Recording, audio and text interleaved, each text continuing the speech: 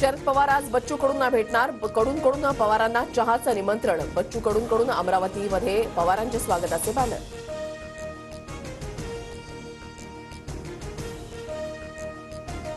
एकनाथ शिंदे मुख्यमंत्री असेपर्यंत वेगळा निर्णय घेणार नाही. शिंदे मुख्यमंत्री नसतील तेव्हा विचार करू. शरद पवारांच्या भेटीच्या पार्श्वभूमीवर बच्चू कडूंची प्रतिक्रिया. जिथे आमचं चांगलं होईल ते आम्ही पाहतो. लोकसभेसाठी 1-2 जागेसाठी नाही तर 3-4 जागांसाठी प्रयत्न करू. बच्चू कडूंचं वक्तव्य. जरांगे पाटलांना आज रुग्णालयातून डिस्चार्ज मिळणार. डिस्चार्ज मिळाल्यानंतर जरांगे अंतरवाली सराठीमध्ये जाणार. आंदोलनाचा मार्ग जाहीर करणार. नागपुरात आज काँग्रेसच्या स्थापना दिनाची सभा. 40 एकरवर मंडपासह व्यासपीठ. राहुल गांधी, सोनिया गांधींसह सर्व काँग्रेसचे नेते उपस्थित राहणार. धनगर समाजाच्या आरक्षणाचा चिकित्सा अहवाल वाचनात. महाधिवक्ता यांच्या अभिप्रायाविना अहवाल शासनाला परत. मुंबईतील जेजे रुग्णालयामधील 900 निवासी डॉक्टर आजपासून संपावर. डॉक्टर महेंद्र कुरा यांच्या मनमानी कारभाराविरोधात डॉक्टर संतापले. कारवाई न झाल्यानं निवासी डॉक्टर आक्रमक. भारतीय रेल्वेकडून अयोध्या जंक्शनचं नाव बदलून अयोध्या धाम जंक्शन. 30 जानेवारीला पंतप्रधान मोदींच्या हस्ते अयोध्या धाम रेल्वे स्थानकाच्या नवीन इमारतीचं उद्घाटन. मुंबई मंडळातील विजेत्यांकडून 593 घरं म्हाडाला परत. सोडतीमधील 700हून अधिक घरं रिक्त राहण्याची शक्यता. चेंबूर ते मरीन ड्राईव्ह प्रवास वेगवान होणार. ऑरेंज गेट ते मरीन ड्राईव्ह नव्या बोगद्याच्या बांधकामासाठी 7,326,00,000चं कर्ज मंजूर.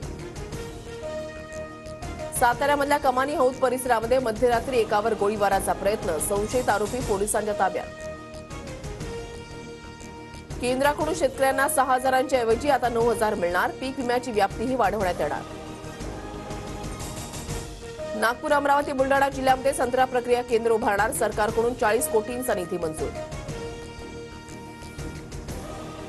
पुण्यातील वडगाव शेरी परिसरातील तुंबळ हाणामारीचा व्हिडिओ व्हायरल. भांडण सोडवायला गेलेल्यावरच कोयत्यानं हल्ला करणारा पोलिसांच्या ताब्यात. नाशिकमध्ये नायलॉन मांजा वापरल्यास थेट तडीपारीची कारवाई. पोलीस आयुक्त कर्णिक यांचे आदेश. नायलॉन मांजाची निर्मिती, खरेदी आणि विक्रीवर बंदी.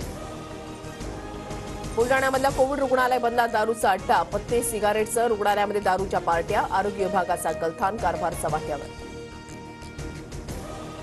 गृहिणींचं आर्थिक बजेट कोलमडलं. सर्वच भाज्या 50 रुपयांवर. पावसामुळे 60% भाज्या शेतातच खराब. लसूणही प्रति किलो 200 रुपयांवर. राज्यातील कोरोनाबाधितांची संख्या 265वर. नव्या 87 कोरोना रुग्णांची नोंद. तर मुंबईत कोरोनाचे 19 नवे रुग्ण. तर दिल्लीमध्ये JN1चा पहिल्या रुग्णाची नोंद.